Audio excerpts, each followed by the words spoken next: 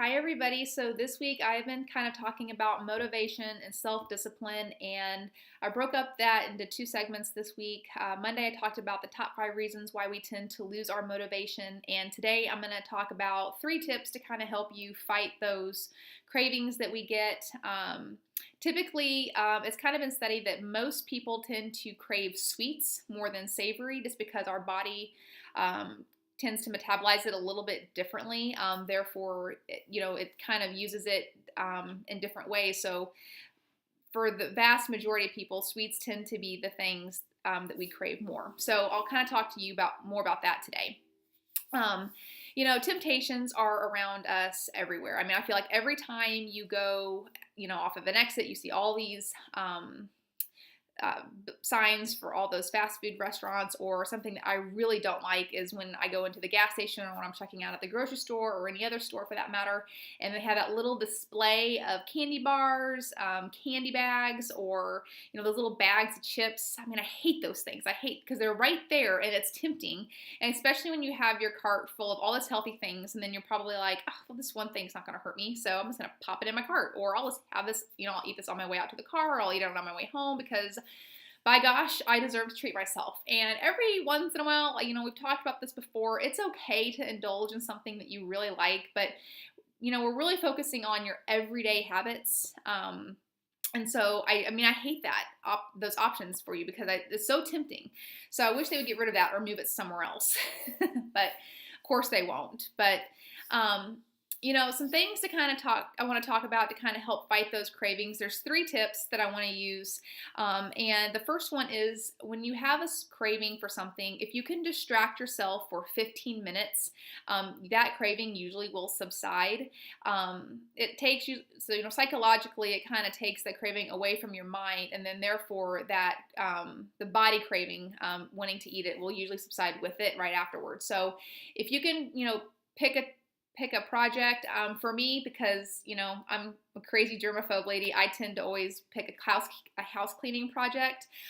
If you don't like cleaning, maybe you could start using those cravings and do something like cleaning around the house. Or if the weather's really nice, maybe go for a 15-minute walk or go work out in the yard, for maybe 15 minutes. Just anything. It could be anything to kind of keep your mind distracted and what works best for you. The second option, obviously, I know this may seem like common sense, but remove those temptations out of your house. I've said this many times to some loved ones, if you buy those things, you're just making it harder for yourself to give those things up, or to fight those urges, or like I said, those cravings. So if you don't buy them or you don't keep them in your house, they're not there, like I said, to tempt you and for you to kind of give in. And that's really kind of important because most of the time when you give in to those cravings and you eat something that just sounds really, really good, at that moment of the physical action of eating it, it feels good. But usually guilt will set in afterwards because you've tried really hard, you've been working really hard to avoid those types of foods. And so that guilt will set in and then you kind of beat yourself up. And so, trying to avoid those, cravings, it's important, or those temptations are important because, you're trying to also avoid that guilt. Now, sometimes I feel like that can actually be a good tool because if you do have that craving or that urge to eat something that you're trying to, maybe cut out of your diet, try to keep that feeling, hold on to that feeling and, dig it up the next time you have that urge, because if you could hold on to that feeling, just remember like, okay, I remember how guilty I felt that I was not happy with myself after I ate that. Hold on to that. Use that kind of maybe as your crutch to avoid that craving, especially to avoid buying those things in the store, okay? Try really hard to hold on to that.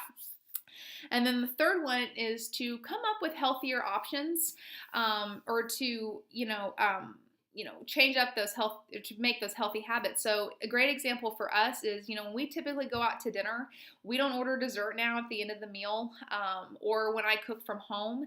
Something that I tend to do now is I have 3 staples of fruit that I always keep in our house. I always usually have apples, I have raspberries, and I have those little clementine cutie oranges. Those are my favorite, but what we typically tend to do is when we want something sweet for a dessert, we have those after our meal. And so not only are we increasing and getting our daily supplement of our of our fruits, but it's also helping fight that like I need to have something sweet. So it works out really well for us.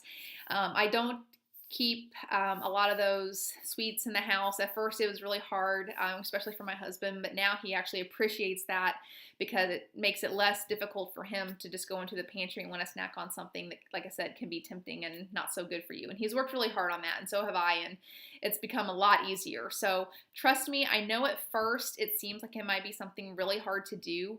I mean, we all fight it. I mean, we're all human, okay? But it is possible to fight those urges. Like I said, it only takes 15 minutes if you can distract your mind to do something different. So keep that in mind. I hope that helps. But and also you can message me. You can either message me through my blog site, or if you want to Facebook message me, we can always go over some healthy snacks that you can substitute to kind of fulfill those, try to make those healthier habits in your home, or maybe work together as a family, or even if you live by yourself. I mean, try to think of things that you enjoy that you could substitute out anytime that you might want to have one of those sweet cravings, or even a savory craving. So I hope that helps. And on Friday, I will be talking about a way to make a jelly or jam in a healthier way. It's 3 simple ingredients. It's the fruit, honey, and chia seeds.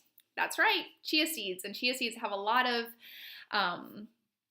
nutrition aspects to them. So stay tuned for that. And thank you very much. And I'll talk to you later.